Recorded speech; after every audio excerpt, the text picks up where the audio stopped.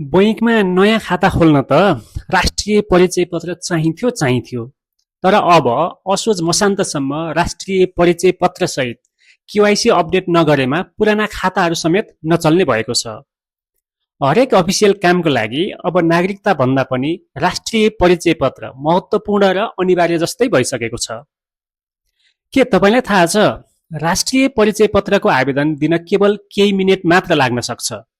तर अधिकांश मानिसले सानो गल्तीका कारण फेरि फेरि पटक पटक फारम भर्नुपर्छ। नमस्ते, यो प्रविधि च्यानलमा हार्दिक स्वागत छ। आजको भिडियोमा म तपाईँलाई सही तरिकाले राष्ट्रिय परिचय पत्रको अनलाइन आवेदन कसरी दिने भन्ने सम्पूर्ण प्रक्रिया, आवश्यक कागजात र सबैभन्दा धेरै हुने गल्तीहरू पनि देखाउनेछु। र यसका लागि लैजान्छु म तपाईँलाई मेरो ल्यापटपको स्क्रिनतर्फ। म आइसकेको छु मेरो ल्यापटपको स्क्रिनमा। अब मैले खोल्छु एउटा ब्राउजर। तपाईँले क्रोम, फायरफक्स, ब्रेभ जे चलाउनुहुन्छ त्यही खोल्नुहोस्। मैले चाहिँ बढी ओपेरा चलाउँछु, त्यही भएर यो खोल्छु। अनि यसमा हामीले सुरुमा सर्च गरौँ एनआइडी रजिस्ट्रेसन। यसको चाहिँ एनआइडी प्री इनरोलमेन्ट भनेर सबैभन्दा माथि आउँछ हाम्रो लिङ्क, त्यसमा क्लिक गरौँ। अनि यसमा आएपछि हामीले गर्ने भनेको चाहिँ लगइन फर इन्डिभिजुअल्समा हो। यो लगइन फर सर्भिस प्रोभाइडर्स होइन। अनि यहाँनिर आफ्नो हाल्नु मोबाइल नम्बर हानिसकेपछि यहाँ एउटा ओटिपी पठाउँछ। ओटिपी राख्छु मैले। अब यसपछि हामी आउनुपर्छ न्यू इनरोलमेन्टमा। अनि यहाँ हामीलाई चाहिँ यहाँ दिएको छ अनलाइन आवेदन भर्न पूर्व ध्यान दिनुपर्ने कुराहरू होइन। यहाँ अरू कुरा त त्यति धेरै हामीले याद गर्नुपर्ने छैन होइन। जस्तै नेपाली भर्नुपर्ने फिल्डमा नेपाली युनिकोड रोमनाइज्डको लेआउट अनुसार टाइप गर्नुपर्ने छ भनेको छ। अनि अब यसमा चाहिँ नेपाली युनिकोड रोमनाइज्डमा कसरी टाइप गर्ने हेर्नको लागि क्लिक गर्नुहोस्। यहाँ क्लिक गरिदिनु है। अनि हामीले चाहिँ यहाँ हेरेर त्यही अनुसार चाहिँ हो, यहाँ किबोर्डमा जे भनेको छ जसरी दिएको छ त्यो अनुसार चाहिँ हामीले टाइप गर्नुपर्छ। नत्र त्यो यता नेपालीमा टाइप गर्ने बेलामा हामीले एकदम तनाव हुन्छ, त्यो जानिएन भने है।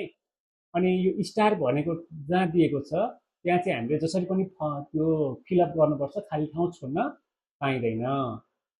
ल अरू कुरा चाहिँ म देखाउँदै जानेछु है त।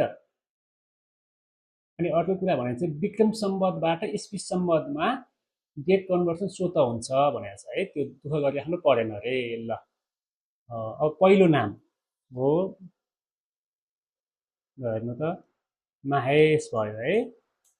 ल म ए ल स। अनि बिचको नाम है त। अनि यो चन्द्र थप्नु पर्यो, डिआरए हाने भने त चनदरा भयो होइन। अब यसलाई चाहिँ मैले चन्द्र बनाउन के गर्छु भने च त सी हानेपछि आइहाल्छ। अनि एन हान्छु, त्यसपछि एउटा स्ल्यास हान्छु, अनि डी हान्छु, अनि फेरि स्ल्यास हान्छु, अनि आरए हानेपछि महेश चन्द्र भयो है। अब काफले केए पी हान्यो भने प मात्रै आउँछ, क्यापिटल पी हान्यो भने फ आउँछ। अनि अब यसलाई चाहिँ फेरि मैले स्ल्यास हान्यो भने आदि फ हुन्छ। अनि एलई भएपछि काफले भयो बल्ल है। अब इङ्ग्लिसमा त हामीलाई केही प्रब्लम छैन। एमएचएसएच महेश, मिडल नेम हुन्छ सिएचएनडिआरए चन्द्र, अब लास्ट नेम हुन्छ टिएपिएचएलई। जस्तै यहाँनिर यो हामीले राम्रोसँग हेर्नुपर्छ।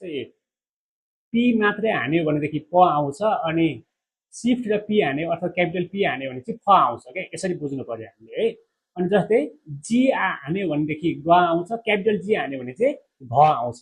अनि त्यसलाई चाहिँ आदि दिनु पर्यो भनेदेखि के गर्नुपर्छ, स्ल्यास दिनुपर्छ। यहाँनिर जस्तै किम कर्तव्य विमोड लेख्नु परेन, कसरी लेख्ने भनेर यहाँ सर्लक्कै दिएको छ। हामीले चाहिँ यो किबोर्ड हेरेर चाहिँ राम्रोसँग टाइप गर्नुपर्छ, नत्र हामी झुक्किन्छौँ है त।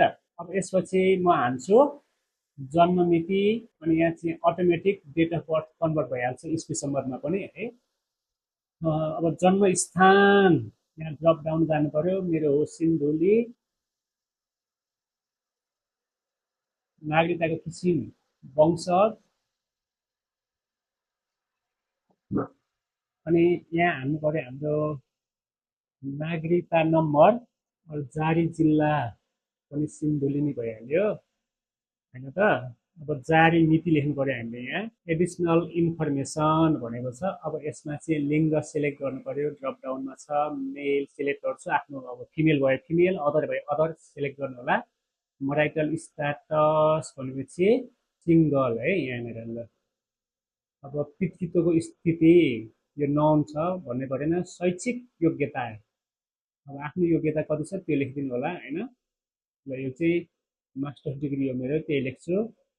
अब व्यवसाय यो त्यो अनिवार्य छैन, अनिवार्य नभएको कुराहरू हामीले चाहिँ नलेख्दा पनि हुन्छ है त, किन टाइम वेस्ट गर्नु। अब तपाईँहरूलाई मन लाग्छ भने त गर्न पनि सक्नुहुन्छ, यही जस्तै गर्दा पनि हुन्छ नगर्दा नि हुन्छ, फरक त पर्दैन यो चाहिँ।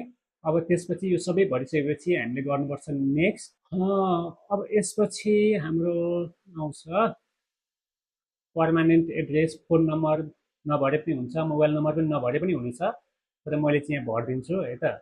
अनि अब स्टेट मेरो बागमती हो, तपाईँहरूको कुन हो त्यही भर्नु होला। अनि त्यहाँबाट जिल्ला चाहिँ हाम्रो हो सिन्धुली, गाउँपालिका हाम्रो हो तपाईँहरूको जे हो त्यही भर्नुहोस्। अनि वडा नम्बर हो 2, गाउँ टोल चाहिँ सुमनाम बेसी। ल अब टेम्पोररी एड्रेस, यो चाहिँ टेम्पोररी एड्रेस त नलेखे पनि हुने रहेछ। यदि अब पर्मानेन्ट एड्रेस जुन हो त्यही लेख्ने हो भनेदेखि चाहिँ यहाँनिर क्लिक गरिदिने, यसरी सबै त्यही आउँछ। मैले लेखिदिएँ ल बागमती, जिल्ला भयो काठमाडौँ, खोइ काठमाडौँ खोइ काठमाडौँ। अनि लोकल लेभल चाहिँ म बस्ने भनेको चाहिँ बुढा नीलकण्ठ नगरपालिका हो। वडा नम्बर सायद 11 जस्तो लाग्छ मलाई। अनि पपन पपन पपन अगाडि जाउँ। अब फादर्स डिटेल है त, पहिलो नाम यो सबै तपाईँले भर्नु होला है त। अब यो बुवाको नागरिकताको नम्बर मलाई थाहा छैन, त्यही भएर लेखिदिन पनि, नलेख्दा पनि हुने रहेछ। ल अब मिडल नेम लेख्छु, लास्ट नेम लेख्छु,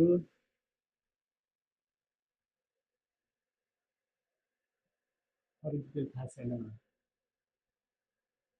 अब यहाँ चाहिँ मेरो र बुवाको चाहिँ पर्मानेन्ट एड्रेस त्यही हो, त्यही भएर मैले कपी एप्लिकेन्ट्स पर्मानेन्ट एड्रेस लेखिदिएँ, आइहाल्यो। अब मम्मीको डिटेल भर्नु पर्यो।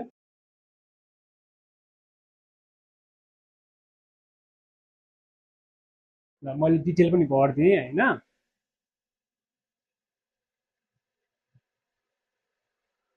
यसरी बुवा मम्मीको सबै डिटेल भरिसकेपछि अब फेरि ग्रान्ड फादर्स डिटेल पनि चाहिने रहेछ।